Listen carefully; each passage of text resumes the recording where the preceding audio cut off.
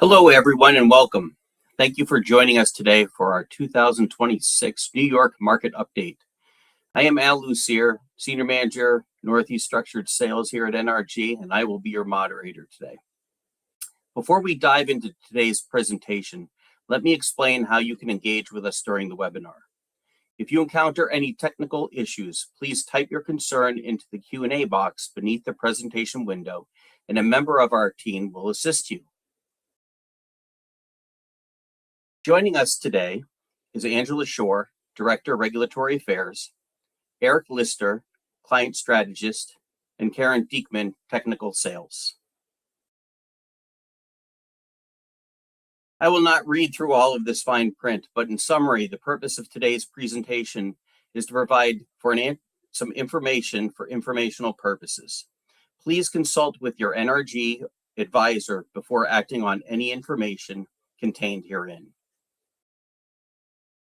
This webinar will discuss market fundamentals, including production, power gas demand, weather patterns, and the impact of global events which may impact New York energy prices.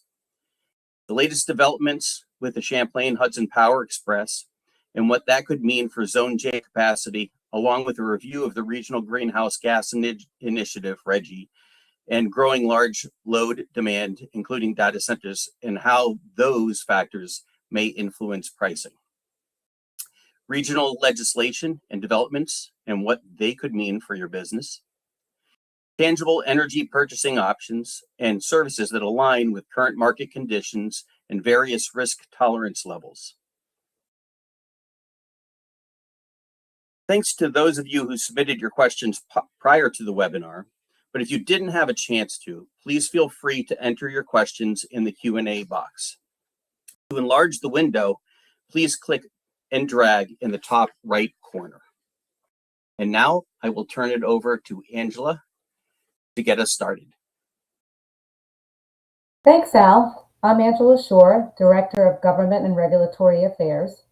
Today, I'd like to cover some important topics in the government and regulatory arena in New York.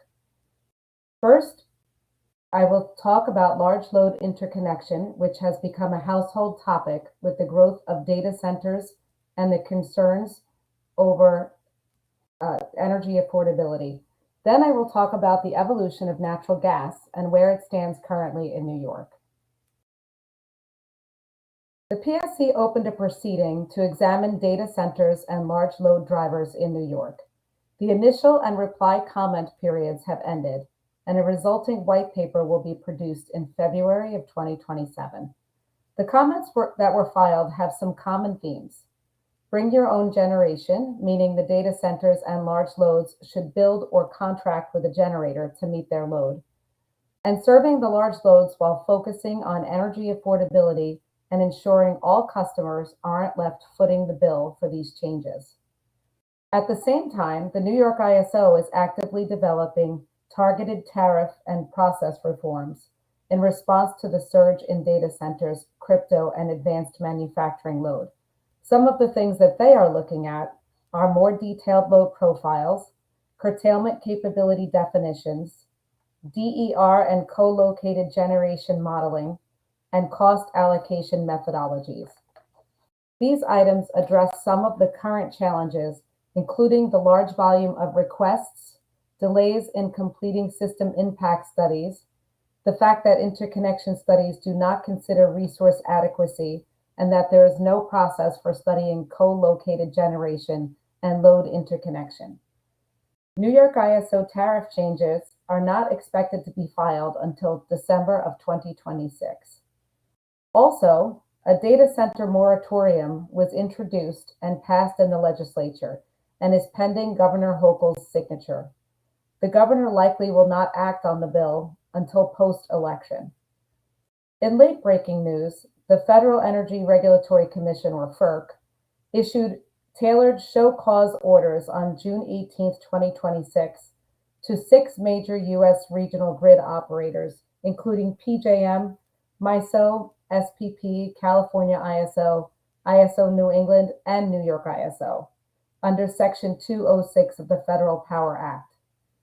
The action targets how data centers and other large loads of 20 megawatts and above connect to the transmission system. FERC has ordered the RTOs to justify or revise tariffs relating to large loads within 60 days. They are looking to make faster, clearer interconnection rules that could shorten multi-year queue backlogs and open new retail large load rate categories. On energy affordability, FERC aims to prevent unfair cost allocation, such as spreading data center-driven transmission costs across all customers without proportional benefit. And lastly, it will also focus on grid reliability, ensuring that the data centers can maintain sufficient generation to meet project demand. Next, we will talk about the evolution and the future of natural gas.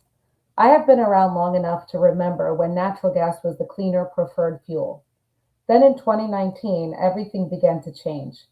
The 2019 Climate Leadership and Community Protection Act, or CLCPA, codified state energy policy transition away from natural gas use. Additionally, New York City enacted Local Law 154 of 2021, prohibiting installation of appliances that utilize fossil fuels in certain new construction, and New York State enacted Chapter 56 of the Law of 2023, prohibiting the installation of fossil fuel equipment in certain new construction. Also in recent years, the New York State Department of Environmental Conservation began actively denying projects for natural gas pipelines and repowering projects. The Constitution Pipeline and Northeast Supply Enhancement projects had their gas pipeline approvals denied. NRG Astoria and Dancekammer natural gas-fired generation facilities had their repowering permits denied, and Greenwich Generation natural gas-fired generation facility had their air permit renewal denied. Is everything old new again? There are current policy issues that are making natural gas look more favorable. Energy affordability is a key policy driver in 2026, since Governor Hochul's CLCPA amendments passed in the budget, softening the emissions targets. Development of renewable generation has not kept pace with increased demands on the electric grid, driven by a push toward all-electric use and complicated by new large loads seeking to interconnect. The state is looking toward other energy resources, including natural gas, to ensure system reliability's needs can be met. Environmental groups still put continuous pressure on the regulators in the state, thus making it very challenging for politicians to strike the correct balance between affordability and protecting the environment. There seems to be some promise with the status of current pipeline projects, but unfortunately, some of these projects are being appealed in the courts or not yet approved. The Northeast Supply Enhancement Project, or NESE, this pipeline would bring approximately 400,000 decatherms a day of incremental gas transportation through Transco, enough to meet the daily needs of 2.3 million customers. All permits were secured and construction activities are underway, with in-water work scheduled to start in 2027. Environmental groups have challenged the New York State DEC approval, and now the case is before the Second Circuit. The Constitution Pipeline would bring approximately 650,000 decatherms a day of incremental gas transportation, enough to meet the daily needs of 3 million homes, connecting the Iroquois and Tennessee pipelines. The FERC approval must be obtained before the project can proceed. Lawsuits are already pending over New York State DEC's jurisdiction and FERC's authority to reconsider the pipeline. Lastly, and this one is a mouthful for me, Algonquin Reliable, Affordable, Resilient Enhancement Project is proposed to bring approximately 75 decatherms a day of natural gas to the Northeast. This project owner is Enbridge, but it will be operated through Algonquin. It is expected to be in service in 2028, pending all permitting is received. There has also been some litigation involving natural gas equipment bans.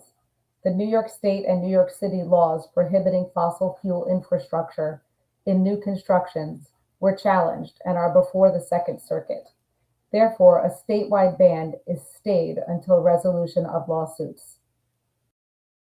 The lower court rulings rely on a dissenting opinion in the Ninth Circuit Court of Appeals ruling. It is awaiting a decision from the Second Circuit. If bans are upheld, an appeal to the U.S. Supreme Court is likely. Stay tuned. No one knows what the future of natural gas holds or how the governor will balance affordability and environmental issues. This concludes my regulatory update. Thank you. I will now turn it over to Eric Lister for his update.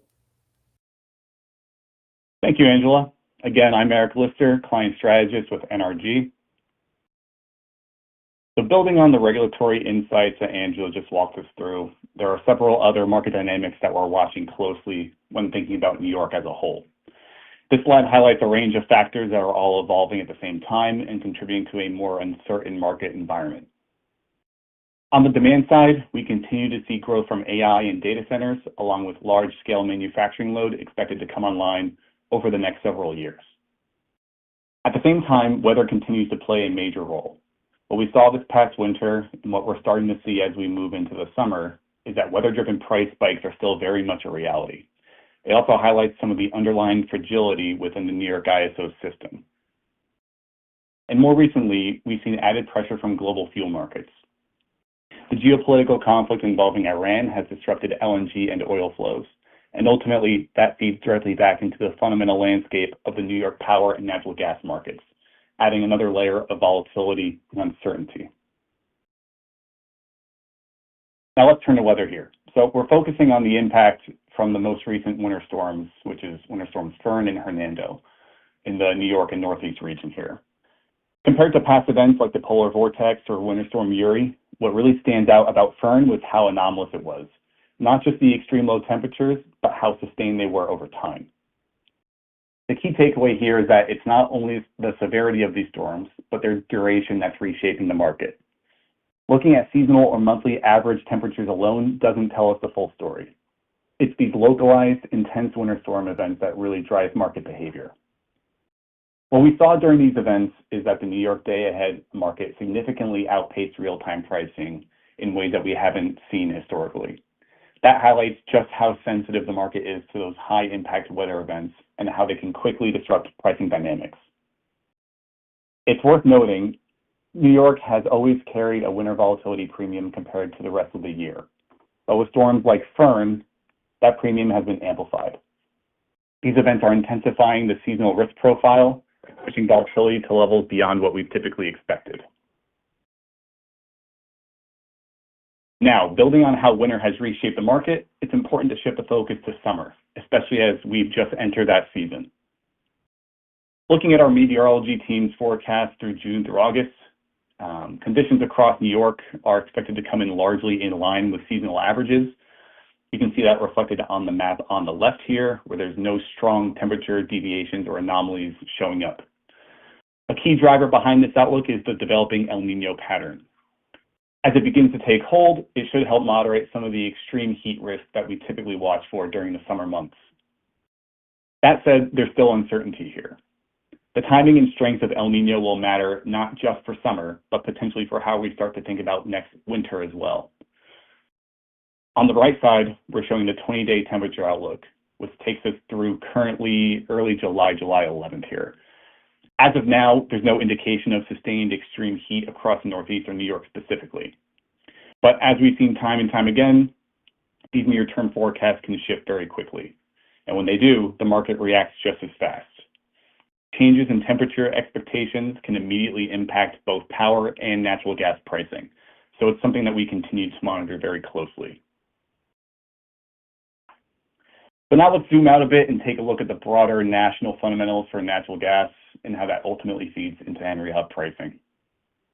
Starting with supply, we saw production reach record highs toward the back half of 2025, which peaked at around 110 BCF per day. As we moved into 2026, producers responded to weaker pricing by scaling that back to roughly 106 BCF per day. More recently, we've seen production recover and trend higher again, now sitting between 107 and 108 BCF per day. This back and forth really reflects how responsive supply has been to the pricing environment. At a high level, fundamentals remain relatively loose, which continues to shape the overall supply picture. On the right side, we're showing results from a Kansas City Fed survey, which captures producer sentiment across different price levels. The median break-even or profitable price comes in right around 374, looking at the blue box on the far left side of that chart. And when we look at where prices would need to be to drive a meaningful increase in production, that's a fairly wide range, roughly $4 up to almost $9, but the average response centers closer to $4.80. So when you consider where prompt month prices have been trading, largely in the low $3 handle, it suggests that we're not in an environment that supports aggressive production growth anytime soon. As a result, while supply remains strong today, again, we wouldn't expect a significant step up and change higher unless we see a sustained move up in pricing. Now let's shift to LNG, which has really become one of the key demand drivers for natural gas in the lower 48. Looking at exports, we've seen LNG volumes plateau more recently around that 18 BCF per day level, with some short-term fluctuations driven by seasonal maintenances during the summer months. But when we step back and look at the longer-term trajectory, the story becomes much clearer. As new export facilities continue to come online, we expect LNG demand to grow significantly, potentially reaching the mid-30 BCF per day range by the early 2030s. We're already starting to see that next wave developing. Golden Pass is beginning commissioning and slowly ramping up feed gas, much like we saw with Plaquemines over the last year or year and a half. That build-out trend is expected to continue and remains a major support for natural gas demand moving forward. On the right side, this really comes into focus. When we look across all sectors of demand growth, LNG stands out by a wide margin. Feed gas demand alone is expected to increase by nearly 16 BCF per day between 2025 and 2030. That highlights how critical LNG exports have become, not just for U.S. balances, but also in meeting growing demand overseas. It's a structural shift in the market and one that will continue to play a central role in pricing dynamics for the future. So now let's tie supply and demand together and look at storage and what it tells us about overall market risk. Coming into the year, storage levels were slightly above the 5-year average. Then as we moved through the winter and saw those more aggressive winter storms, like I mentioned, inventories were drawn down and briefly slipped into a deficit. However, that shifted pretty quickly. We had a pretty warm March, which effectively shortened the winter season and allowed injections to begin earlier than anticipated, or as we've seen in recent years. Because of that early start, we've been able to rebuild inventories and move back into a modest surplus relative to the 5-year average. At this point, storage levels are in line with where we were at this time last year, and I'm looking at that the black year-to-date line right on top of that purple 2025 line most recently. What that tells us is that fundamentals have loosened again, and that looser backdrop is a big reason why we're seeing more value in the near-term Henry Hub price environment today. So now let's connect global events back to our domestic markets here in New York. When we think about the current geopolitical conflict involving Iran, it's important to recognize that New York power markets are closely tied to these global energy dynamics. This slide helps connect those dots. What's happening overseas related to the Strait of Hormuz has a direct impact on global oil and LNG markets. That region is critical to global energy flows, and any disruption introduces risk to both supply and pricing. When those flows are threatened, whether through conflict or shipping disruptions, it effectively removes a meaningful portion of global LNG and oil supply from the market. For example, Qatar LNG alone represents about 20% of global LNG exports. So when supply is constrained, regions like Europe and Asia are forced to bid up prices and secure replacement volumes. That's where the U.S. then comes into play. U.S. LNG becomes the next marginal source of supply, which increases demand for domestic natural gas. Looking at the chart on the right here, we see that blue highlighted region, which indicates the volatility since the war broke out in early March. The TTF index for European LNG rose dramatically, along with the WTI crude oil 12-month strip, while our domestic Henry Hub pricing has remained largely insulated, shown in the black line far below. More recently, these oil and LNG prices have relaxed since last week due to recent ceasefire developments, yet still holding a premium compared to before the war broke out. And bringing it closer to home here for New York, we also need to remember what we saw this past winter. During Winter Storm Fern, we experienced record levels of oil-fired generation in New York due to heightened demand during that time.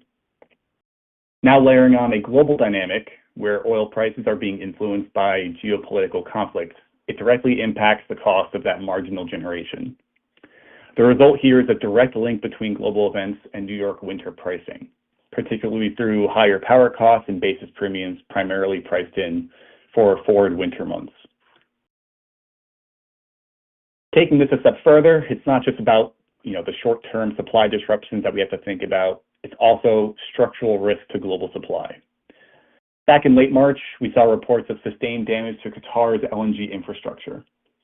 This moves beyond temporary shipping bottlenecks and into actual physical constraints on supply. While something like a disruption in the Strait of Hormuz could be resolved relatively quickly if these conditions stabilized, physical damage to import infrastructure is a much longer-term issue. In this case, the impact was estimated to affect roughly 17% of Qatar's LNG export capacity, with potential recovery timelines stretching out several years. And when you consider that Qatar represents roughly 20% of this global supply, that's a meaningful hit to the overall market. So this isn't just a short-term volatility story, it's a structural tightening of global LNG supply. And as we discussed on the prior slide, when global supply tightens, international markets bid higher, which pulls more US LNG into export markets. Ultimately, that continues to reinforce upward pressure on US natural gas demand and pricing over a longer horizon. So switching gears to ongoing demand growth, one of the biggest questions we get from clients right now is whether all the data center demand that we're hearing about is real or it's just hype. The short answer here is that it's very real. We're seeing this demand show up directly in interconnection queues across the country, particularly in markets like PJM and ERCOT. And when you pair that with the level of investment coming from major hyperscalers, it reinforces that this is a structural shift in the market and not a temporary trend. The next logical question is, who's paying for all the infrastructure needed to support this growth? The good news is that ISOs have been proactive. Through mechanisms like tariffs, deposits, and ramp requirements, a significant portion of those costs are being allocated to the new load itself rather than existing customers. That said, not all data center projects impact the grid the same way. Some of the largest players are bringing their own generation or pursuing dedicated supply solutions, but many mid-sized projects are still heavily reliant on the grid. That creates an uneven impact across markets, with certain regions feeling more pressure than others. The key takeaway for your procurement strategy is pretty straightforward. Expect increased competition for capacity and be prepared for higher exposure to price volatility as this demand continues to build. So building on the data center discussion, this slide takes it one step further and shows how AI is fundamentally reshaping baseline power demand. At a high level, AI workloads are adding a more constant high load factor type of demand to the grid. This isn't just peak-driven usage, it's continuous around-the-clock consumption. On the left side, you see how significant that growth is expected to be. U.S. power demand from the data centers is projected to more than double over the next several years. And importantly, that forecast isn't just theoretical. We're already seeing actual demand trend higher alongside it. On the right side, this becomes even more relevant for New York. The interconnection queue reflects that, with meaningful load growth concentrated across multiple zones in the state, but largely upstate zones. That location shift matters. When you bring large, continuous demand closer to constrained urban areas, it adds pressure on both grid capacity and pricing. So the takeaway here is that this isn't a future risk. It's already happening. AI-driven demand is actively reshaping cost structures and increasing volatility, particularly in key high-demand regions like New York. Now let's shift to the regulatory side and talk about Regional Greenhouse Gas Initiative, or RGGI for short, and why it matters for power pricing. At a high level, RGGI is a multi-state program designed to reduce carbon emissions from power plants. It does that by setting a declining cap on emissions over time.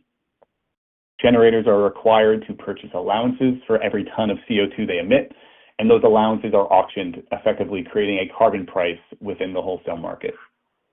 So this isn't just a policy overlay, it directly impacts the cost structure for generators, which ultimately flows through to power prices.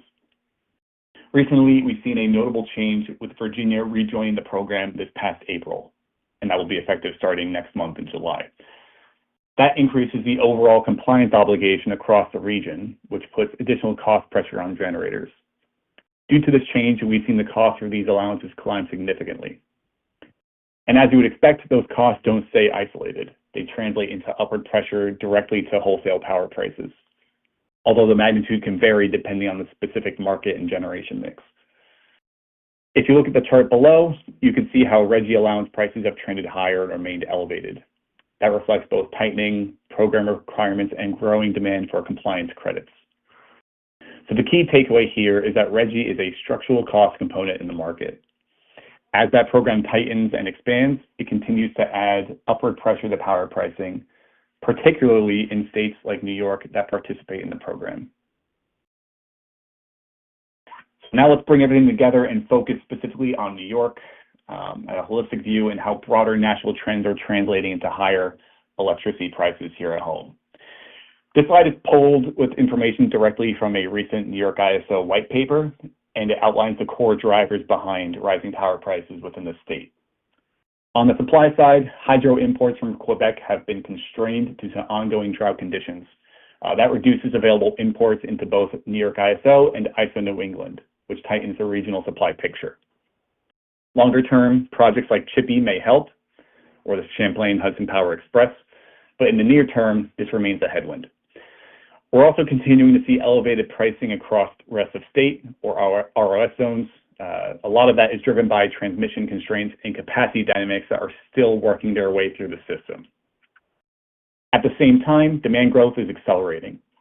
Data centers and electrification are expected to bring significant new load into the market, much of it concentrated in those same rest of state areas. And when you pair that demand growth with what's happening on the supply side, the imbalance becomes pretty clear. That's reflected in the numbers on the right side. Higher wholesale prices year over year, over 2,000 megawatts of net capacity lost since 2019, and more than 9,000 megawatts of new demand expected over the next decade. But the key takeaway here is this. These are not external opinions. This is coming directly from the New York ISO itself. This is how the ISO itself is framing the drivers behind these rising power prices across the state. And importantly, as a final note, this is all written before all the recent developments geopolitically in Iran, as we've seen and that we've discussed this presentation. So if anything, this represents a baseline view of market pressure before layering on those additional global risks. So to wrap it up here, there are four key forces driving the New York market right now. First, we have unprecedented long-term demand growth from AI, data centers, and electrification. Second, New York continues to carry a winter fuel scarcity premium, and as we've seen, that volatility is only increasing. Third, global fuel supply disruptions are now directly feeding into U.S. gas and power pricing. And fourth, rising regulatory costs like RGGI are adding a structural layer of cost to the market. So when you put all of that together, you can see how multiple forces are all pushing in the same direction for pricing and risk. Thank you all, and I will now turn it over to Karen Diekman. Thanks, Eric, and good afternoon. I'm Karen Diekman, and I work on the technical sales team. There is a lot going on. Let's dive deeper and turn all these market nuggets into actions you can leverage with your natural gas and power purchases.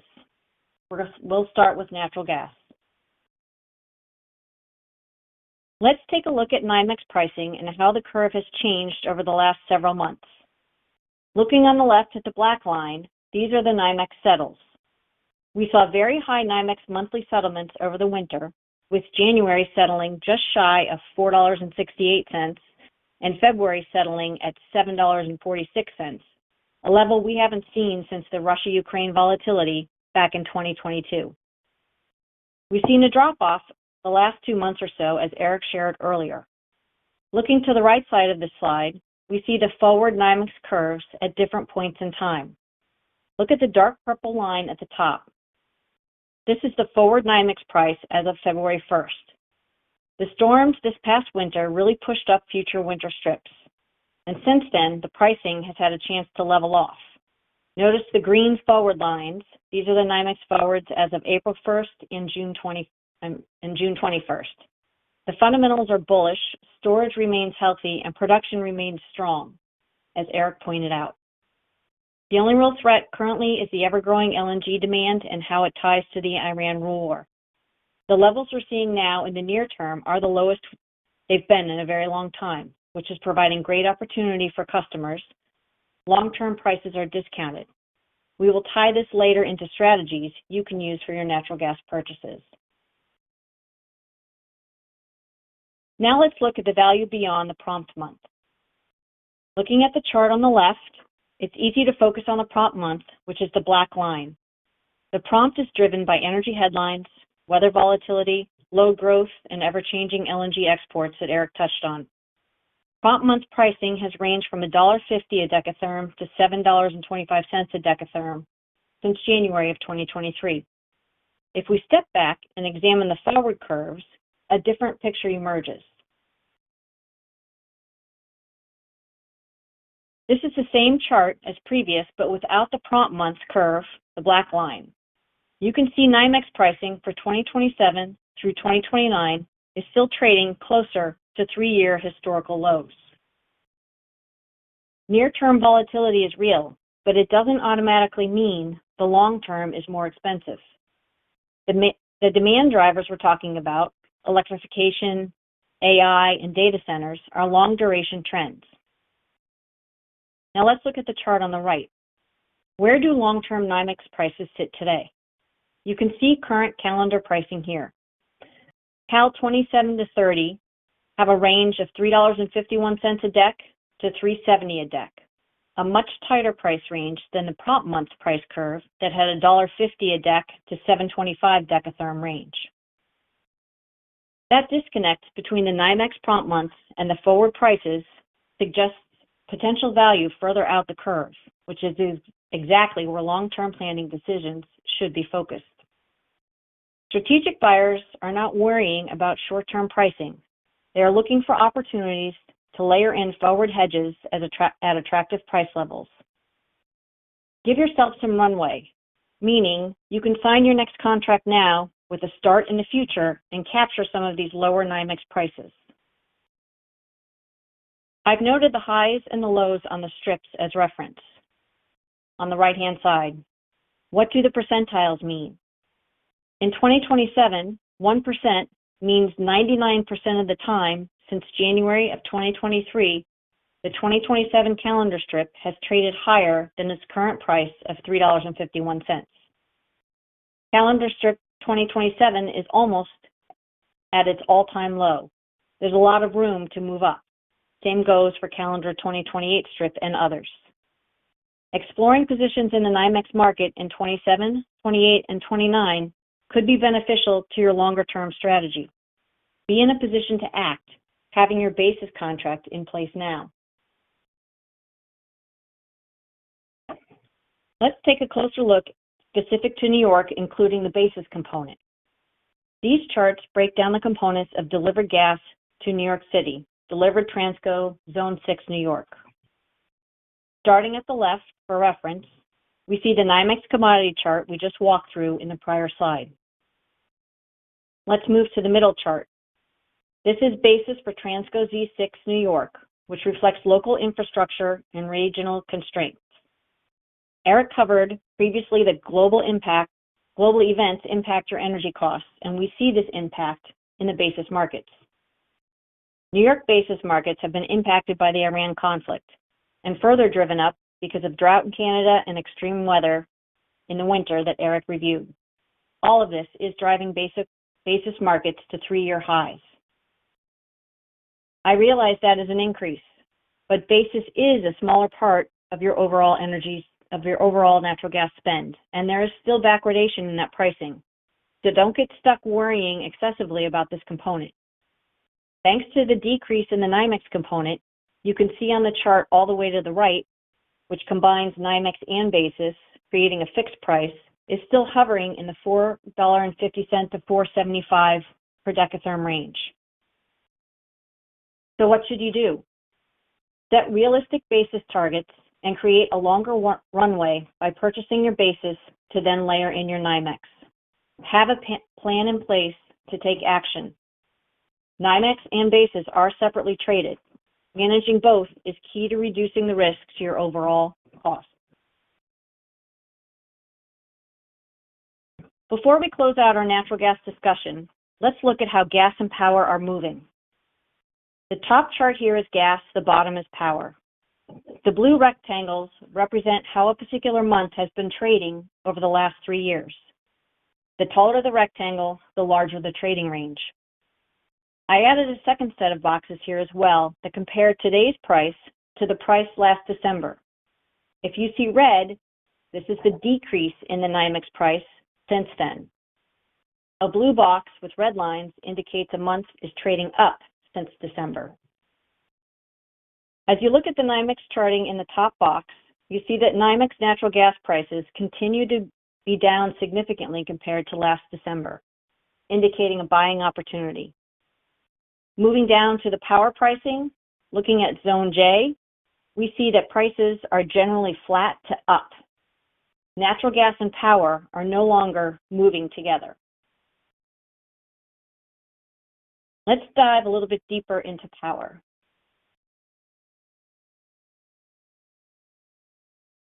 This is a look at Zone J forward prices here at the top. You can see the forward prices over the last year have moved up and continue to separate, meaning they are backwardated. Outer years cost less than closer years. Continue to look for buying opportunities in power. Don't buy your energy all at once. Take a proactive approach. The bottom here shows day-ahead pricing history, noting in particular the impact of the Ukraine invasion in 2022. You can see the day-aheads next to the forward prices, which remain elevated with a little relief as you go out to 2028 and beyond. These are the long-duration impacts that Eric talked about with load forecasts, changing natural gas trends, and AI impacts. Planning and establishing a longer-term strategy can help you avoid reacting to short-term noise.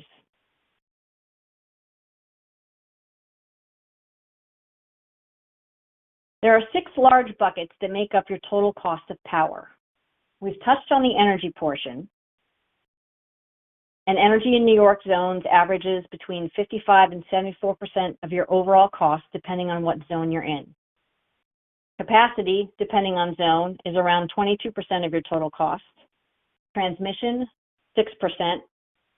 Ancillary services, also about 6%. RPS, CES, 4%, and losses, 4%. We're going to briefly touch on capacity and CES to dive a little bit more. CES, or the Clean Energy Standard, is about 6% of your overall power cost.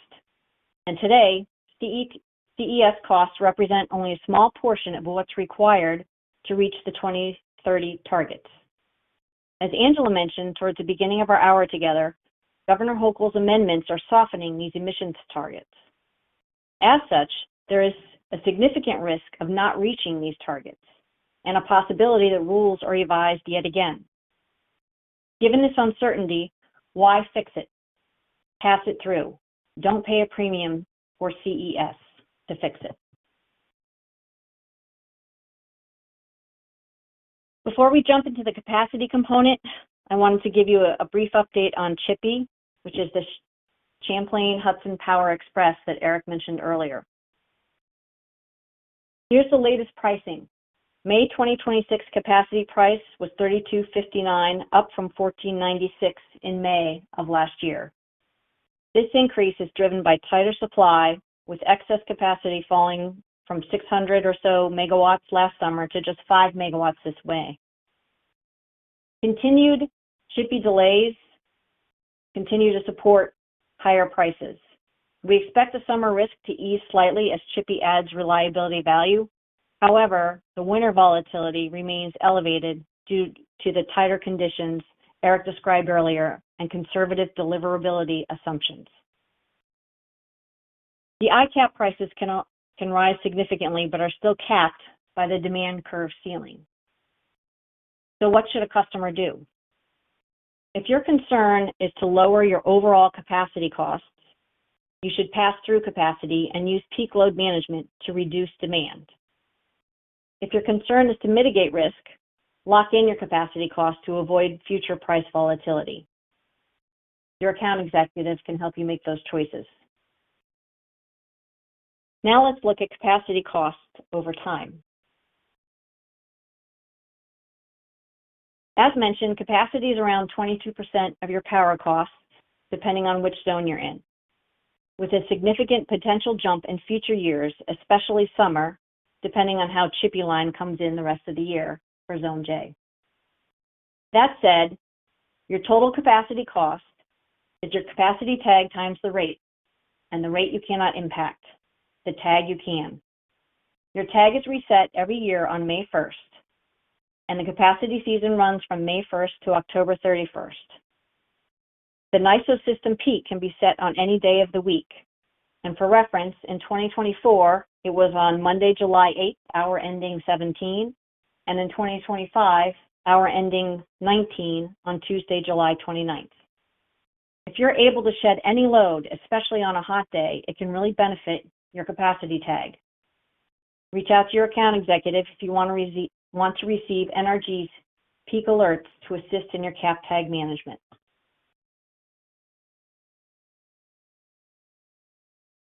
We've covered a lot. Even in volatile markets, you still have choices. Step 1, be aware of what you can't control but must plan for. Weather and extreme events drive short-term volatility. Global fuel markets and commodity prices set the price environment. Growth in data centers and other large users increase competition for supply. Grid infrastructure costs and regulatory changes add structural cost pressure. Natural gas fundamentals shape those long-term trends. Step 2, have a strategy. Control comes from structure, not prediction. When and how energy is purchased, timing matters. Purchasing over time can help manage volatility. How much exposure you choose to leave to market risk is your choice. And how you manage and reduce your usage at peak times. Finally, step 3, be prepared. A market shift can create an opportunity, and you want to be ready for it. To close us out, let's look at a few ways to apply these strategies in real scenarios. You're concerned about impact of load growth on prices, but also believe that the amount of load growth is overstated. What should you do? Buy a partial layer to reduce risk, but leave room to buy more if load doesn't show up and prices fall. You prefer to fix the energy component of your price for budget certainty, but aren't confident that you can pick the best day. Execute a product that facilitates percentage hedges that can build up to a fixed price via multiple layers, and work with NRG to develop targets that work for you. Your buying process is sometimes slow and you miss buying opportunities. What should you do? Execute a longer-term product that allows layering, and then get your layering strategy approved in advance to move quickly to execute those layers, which do not require a new contract or legal work. And finally, high capacity rates are driving up your energy costs. Pass through your capacity and execute a strategy to curtail usage during peak events, and consider signing up for a demand response program. I hope these strategies just reviewed help you feel better about where you are in your energy purchases. I'm going to hand it back to Al to see if we have any questions to close out our hour. Thanks, Karen. We do have time for a few questions, and it looks like our first question is for you. For a business with a moderate risk tolerance, what specific purchasing structure do you currently recommend to balance price certainty with market flexibility? Great question. We generally don't make recommendations because we first want to understand the customer's overall business needs, risk tolerance, and procurement parameters. Business owners with a moderate risk tolerance should consider going longer term as discussed with their natural gas or power contracts.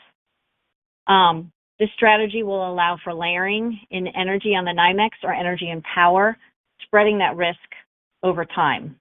So when a dip happens, you can be ready for it. All right, thanks, Karen. Our next question is for Eric. Given that pipeline expansion is in progress, how concerning is oil market volatility over the next 2 to 4 years? Thanks, Al. Yeah, so based on recent developments, it's pretty clear that oil pricing and volatility will continue to play a big role in how the New York market moves. Like I mentioned earlier, the New York market still leans on oil as a fallback when natural gas supply tightens, particularly during the winter months, as we've seen recently. Because of that dynamic, broader moves in global oil markets, whether it be pricing or volatility, tend to translate fairly quickly into power and gas pricing locally.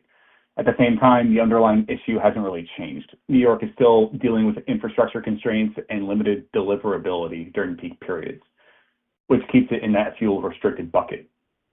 So looking ahead, unless there's a meaningful shift in supply capabilities, New York is likely going to remain a fuel constrained market for the foreseeable future, with oil continuing to set the tone during periods of stress during the winter. Thanks, Eric. Our next question is also for you. Do we see any change in prices from zone to zone? A good question. So when you compare upstate zones versus downstate, specifically in New York, pricing has generally moved together over the last few years as far as when we see those price changes happen. That said, the scale of the move has been much more pronounced upstate, that's zones A, B, C, that region, relative to where those markets were trading historically. On a percentile basis, most of those upstate zones now screen a lot higher, mainly because they were coming from a much lower baseline to begin with just a few short years ago. Downstate has also moved higher, especially with the recent risk premium tied to the Iran situation, but it's not really an apples-to-apples comparison. So when you line up the rest of state versus zones, F, G, and J, you're dealing with a different set of fundamentals, constraints, and demand drivers that make the move look pretty different. All right, thanks, Eric. It looks like our next question is for Karen. Are there any new developments on Local Law 97? Local Law 97. Yes. As a reminder, the first compliance year ended December 31st of 2025 with a reporting deadline of May 1st of 2026. However, the DOB, which is the Department of Buildings, has given buildings a filing extension to August 29th, 2026, provided the building applies for that extension via the BEAM portal, which is their online portal, no later than June 30th, which is coming up, and there is a $60 fee to do that. So that's very timely. So you have to apply for that extension by June 30th.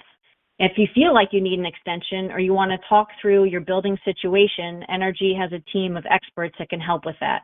You can reach out to your account executive to learn more. And next Tuesday is the filing deadline for that extension. Yeah, thanks for that reminder, Karen. It looks like our next question is for Angela.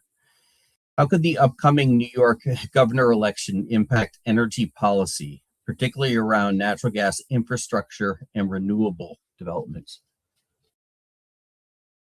Thanks for the question, Al. Before I answer the question, I just want to state that I made an error in one of my previous slides. It was the slide regarding the Algonquin Reliable, Affordable, Resilient Enhancement Project. I guess I was so busy worrying about misstating those words that I misspoke. The proposal is to bring approximately 75,000 decatherms a day of natural gas. I said 75 decatherms a day, which was incorrect. So I just wanted to correct that. And now I will go on to answer your question. So the two candidates in New York have very different approaches to energy. Bruce Blakeman's campaign emphasizes balancing energy needs with economic growth and reliability. He supports expanding natural gas infrastructure to secure affordable energy and has indicated a willingness to ease regulatory hurdles for new projects. Blakeman also advocates for a gradual transition to renewables, prioritizing the preservation of traditional energy sector jobs and ensuring grid reliability as cleaner sources are adopted. He believes that consumer energy bills are too high and a significant change in policy mandates and taxes could bring down bills. Governor Hochul, meanwhile, remains committed to New York's ambitious climate targets outlined in the CLCPA. Though in the enacted state budget, as we stated earlier, she did delay some of the targets. She continues to push for rapid development of wind and solar power, has signaled an interest in nuclear energy returning, while scaling back fossil fuel infrastructure, including natural gas. Hochul's focus includes investing in clean energy jobs, modernizing the power grid, and supporting environmental justice communities as the state moves toward net zero emissions. So ultimately, the election's outcome could significantly influence energy policy. Blakeman's approach would likely favor natural gas expansion and a slower transition to renewables, while Hochul would maintain momentum for renewable energy initiatives and further regulate fossil fuel infrastructure. Thanks, Angela. Does look like our final question is also for you. Will brokers be able to pursue acquisitions in the New York and New Jersey commercial energy sector? Yes, so brokers and energy consultants are able to pursue acquisitions in New York. As per law and the New York PSC requirements, energy brokers and consultants must register with the New York PSC. The registration process for energy brokers and consultants requires an annual registration package consisting of a registration form, a $500 registration fee, and a demonstration of financial accountability. The new rules also require disclosure of compensation by brokers and establish enforcement procedures. So a broker or consultant will now be subject to an enforcement action for a violation of any law, rule, or regulation. And if you need more information on that, you can go to the PSC's website at dps.newyork.gov and look for their energy broker and energy consultant registration page. New Jersey was asked about as well. And while New Jersey doesn't have the disclosure of compensation requirement like New York does, it has similar registration and licensing rules for energy agents, private aggregators, or energy consultants. And you can see the New Jersey BPU website for more details on that. Okay, thanks, Angela. That is all we have time for today. I want to thank our speakers, Angela, Eric, and Karen. Great job. Following today's webinar, everyone that joined will receive an email that will link you to our website that includes helpful information and resources to keep you and your prospective customers in the region informed. Reach out to your account executive with any questions. We also ask that you please take a moment to complete the brief survey about the webinar. We really appreciate your feedback. And thank you, everybody, and have a great rest of your day.